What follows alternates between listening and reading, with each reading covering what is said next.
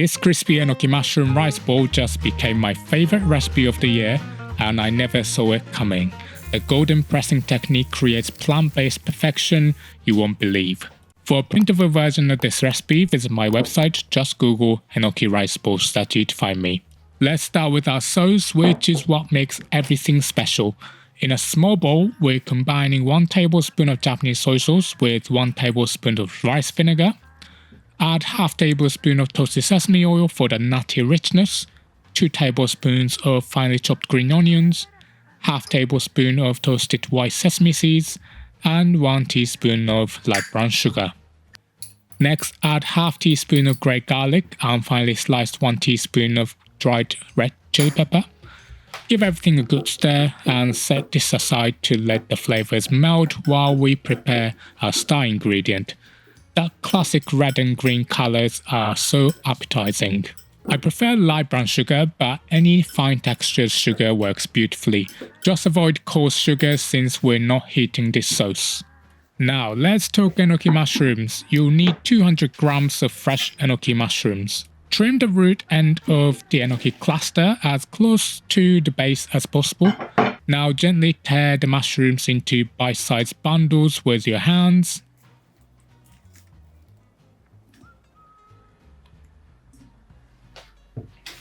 Then lightly sprinkle with salt to taste.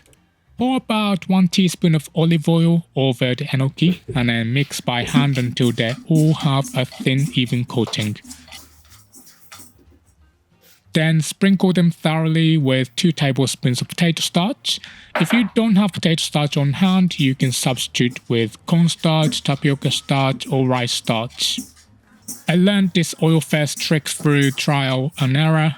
At first I tried coating the mushrooms directly with starch, but the coating wouldn't stick properly and would fall off during cooking. Adding oil first creates a base layer that helps the starch cling to every surface of the mushrooms. This method transforms ordinary enoki mushrooms into impossibly crispy golden clusters. Now for the cooking technique that separates basic crispy enoki to absolutely incredible crispy enoki. Heat your large frying pan over medium heat and add 1 tablespoon of olive oil. Neutral oil works too. Arrange the coated enoki in a single layer. Then press down firmly with a spatula, aiming for a thin mushroom pancake. Keep moving the spatula from one cluster to another to ensure they're all evenly crisped up. This pressing action is non-negotiable. Without consistent pressure, you end up with unevenly cooked mushrooms that are crispy in some spots and chewy in others. Think of it like making a smash burger. I know it requires patience, but those extra few minutes of pressing make all the difference. Cook for 4 to 5 minutes per side, continuously pressing down to ensure even browning and maximum crispiness. Don't rush the browning, you want each side to be deeply golden.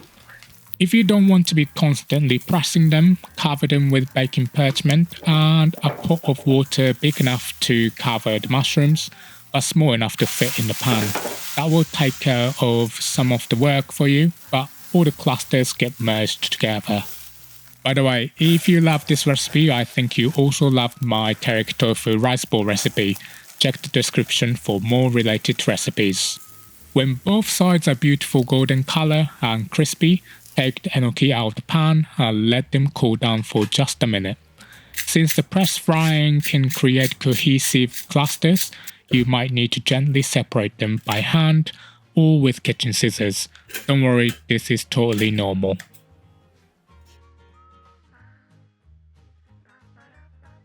While they're still warm, dip the crispy mushrooms into your prepared sauce. The contrast between the hot crispy mushrooms and the cool tangy sauce is absolutely divine.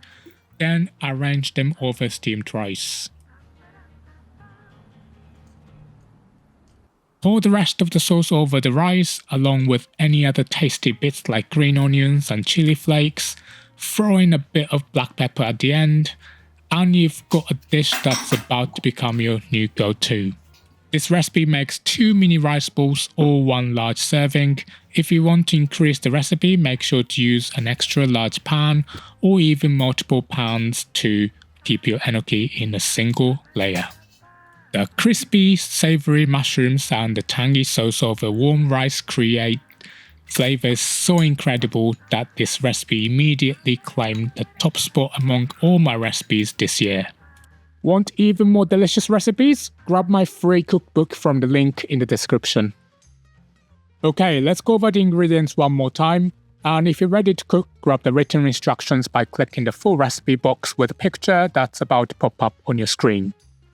Here we go, the link to the full recipe is on the screen for you now, and if you want to watch more similar videos, don't miss my teriyaki tofu bowl recipe popping up on your screen as well. Thanks so much for watching, and I hope to see you in the next one. Bye.